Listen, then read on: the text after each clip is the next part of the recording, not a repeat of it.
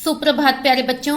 आज हम भाषा अभ्यास पाठ्य पुस्तक के पाठ 3 अनोखा ढंग से संबंधित पहले 4 प्रश्नों को समझेंगे। हमें यहाँ कुछ पंक्तियां दे रखी हैं, आइए इन्हें पहले पढ़ लेते हैं। वे सुबह सुबह एक गांव से निकलते और 7 बजते बजते दूसरे गांव में पहुंच जाते। वहां पहुंचकर पहले तो लिखने लिखाने का काम पूरा करते। पैरों के निशान देखती खोजती वह किसी न किसी तरह अगले गांव में पहुंच ही गई। अब बच्चों, हमें यहाँ प्रश्न 1 दे रखा है कि ऊपर दी गई पंक्तियों में आए मोटे काले शब्दों को लिखिए। इन मोटे काले शब्दों की क्या विशेषता है कि ये कौन से शब्द हैं? जोड़े वाले शब्द, जिन्हें हम युग्म शब्द भी कहते हैं। बच्चों, जो युग्म शब्द होते हैं वो योजक चिन्ह के द्वारा जुड़े होते हैं, और आपको यह बात मैंने पहले भी बताई है कि युग्म शब्द में दोनों शब्द समानार्थी भी हो सकते हैं और दोनों एक दूसरे के विपरीतार्थक शब्द भी हो सकते हैं। विपरीतार्थक शब्द अर्थात एक दूसरे के उल्टे अर्थ वाले शब्द। जो शब्द योजक चिन्ह के द्वारा जुड़े हुए हों उन्हें ही युग्म शब्द या जोड़े वाले शब्द कहा जाता है। आइए अब हम इन शब्दों को पढ़ लेते हैं। पहला युग्म शब्द है सुबह सुबह, दूसरा बजते बजते, तीसरा लिखने लिखाने और चौथा देखती खोजती। अब करते हैं प्रश्न 2। नीचे दिए गए शब्दों में से संज्ञा शब्द छांटकर लिखिए। बच्चों, संज्ञा के बारे में तो हम जानते ही हैं। संज्ञा किसे कहते हैं? नाम वाले शब्दों को, अर्थात जो शब्द हमें किसी व्यक्ति, वस्तु, स्थान या भाव के नाम का बोध करवाते हैं, उन शब्दों को ही संज्ञा कहा जाता है। अब हमें यहाँ जो शब्द विकल्प के रूप में दे रखे हैं, इनमें से हमने संज्ञा शब्दों को छांटकर यहाँ रिक्त स्थान में लिखना है। सबसे पहला शब्द है नोआखली, जो कि एक स्थान का नाम है। तो यह क्या है? एक संज्ञा शब्द है, जिसे हम यहाँ रिक्त स्थान में लिख देंगे।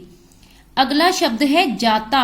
जाता क्या है? एक क्रिया शब्द है, तो इसे हम यहाँ नहीं लिखेंगे क्योंकि हमने केवल संज्ञा शब्दों को ही छांटकर लिखना है। अगला शब्द है गांधी जी। गांधी जी एक व्यक्ति का नाम है, तो यह भी एक संज्ञा शब्द है। अगला शब्द है जंगल, और जंगल एक स्थान का नाम है, तो यह भी एक संज्ञा शब्द है।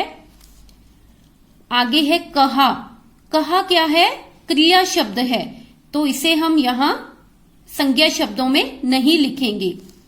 अगला शब्द है पत्थर, और पत्थर एक वस्तु का नाम है, तो यह भी एक संज्ञा शब्द है। आगे है बताया।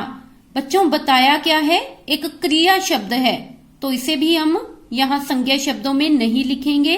और आखिरी शब्द है नारियल। नारियल क्या है? एक फल का नाम है, तो यह भी एक संज्ञा शब्द है। इस तरह से हमने इस प्रश्न में संज्ञा शब्दों को ही छांटकर यहाँ लिखना है। आगे है प्रश्न 3। नीचे दिए गए शब्दों को बोल बोल कर पढ़िए, क्या कोई अंतर है? बच्चों, हमें यहाँ कुछ शब्द दे रखे हैं, हमने इन्हें बोल बोल कर पढ़ना है और यह भी बताना है कि क्या इन शब्दों में कोई अंतर है। आइए पहले इन शब्दों को पढ़ लेते हैं। कहा, कहां, चाटा, चांटा, आधी, आंधी, बांस, बांस, काटा, कांटा, पाव, पांव। बच्चों, आपने देखा इन शब्दों में एक चंद्र बिंदु के लगने और न लगने से कितना ज्यादा अंतर आ गया।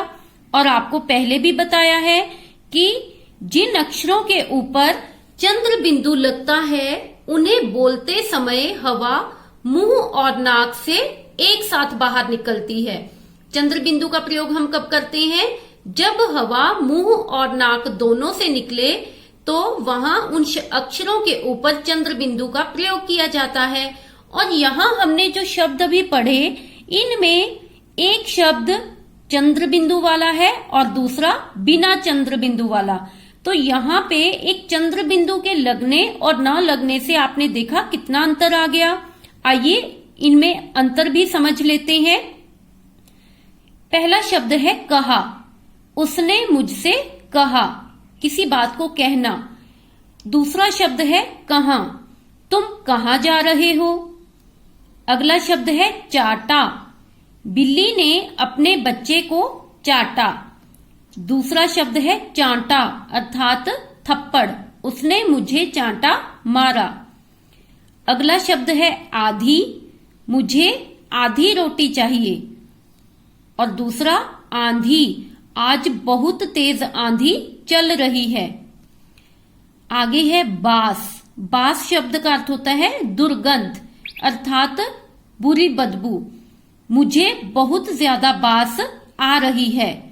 दूसरा बांस। बच्चों बांस एक पौधे का नाम है। आगे है काटा, मैंने सेब काटा। अगला शब्द है कांटा, मुझे कांटा चुभ गया। पाव। पाव क्या होता है बच्चों? किसी वस्तु के 1/4 भाग को पाव कहा जाता है। और दूसरा शब्द है पांव। में पांव शब्द का अर्थ क्या होता है? पैर। मैंने पांव में पायल पहनी। तो इस तरह से आपने देखा कि शब्दों के ऊपर चंद्र बिंदु के लगने और ना लगने से शब्दों के अर्थ में कितना ज्यादा अंतर आ जाता है। आपने भी इन शब्दों को बोल बोल कर पढ़ना है और आपने इन शब्दों के अंतर को भी समझना है। आइए अब करते हैं प्रश्न 4। नीचे दिए गए चित्रों के वे नाम लिखिए जिनमें चंद्र बिंदु का प्रयोग हुआ हो। बच्चों चंद्र बिंदु को अनुनासिक भी कहा जाता है और जब हम चंद्र बिंदु वाले अक्षरों को बोलते हैं तो हवा मुंह और नाक दोनों से निकलती है। अब हमें यहाँ इस प्रश्न में जो चित्र दे रखे हैं इन चित्रों के हमने चंद्र बिंदु वाले नाम ही यहाँ रिक्त स्थानों में लिखने हैं। जैसे पहला चित्र है सांप का। अब सांप को सर्प भी कहा जाता है परंतु हम यहाँ पे सर्प नहीं लिखेंगे क्योंकि सर्प में चंद्र बिंदु का प्रयोग नहीं होता है।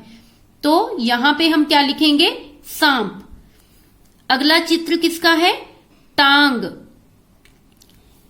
आगे गांव। अगला चित्र है बांस और बांस किसे कहते हैं? एक पौधे का नाम है बांस। अगला चित्र है चांद और ये किसका चित्र है? कांटा। तो इस तरह से बच्चों इस प्रश्न में हमने केवल चंद्र बिंदु वाले शब्द ही इन रिक्त स्थानों में लिखने हैं। तो ये थे बच्चों आपके पाठ 3 अनोखा ढंग से संबंधित पहले 4 प्रश्न। आपने इन चारों प्रश्नों को भाषा अभ्यास की पाठ्य पुस्तक में ही सुंदर लिखावट में लिखकर याद करना है। धन्यवाद।